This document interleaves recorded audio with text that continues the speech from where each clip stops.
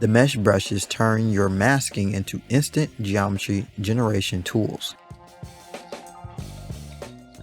Mesh balloon will turn your mask shape into a rounded balloon form. This brush is good for adding soft organic lumps of clay for further editing into your scene.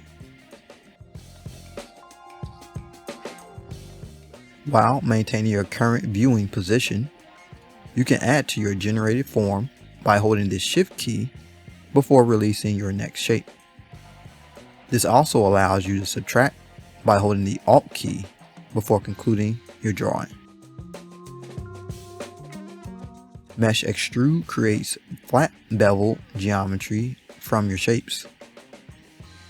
Open the Brush menu and expand the Mask Mesh Modifiers tab. Here, you have controls for resolution, softness, and bevel size of your mesh brushes.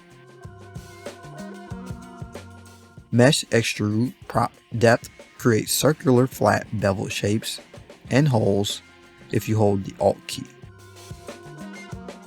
The Mesh Project brush generates a new surface conforming piece of geometry along with bevels. This brush is great for generating armor and other hard surface items. Mesh Splat generates an organic splatter piece of geometry that will conform to your surface.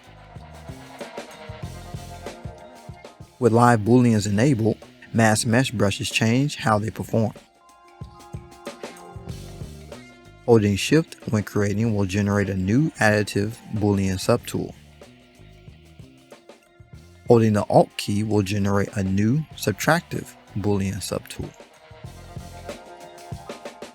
While working on either of these additive or subtractive subtools, you can continue to use the mask mesh brushes normally without holding Shift or Alt to continue adding or removing value.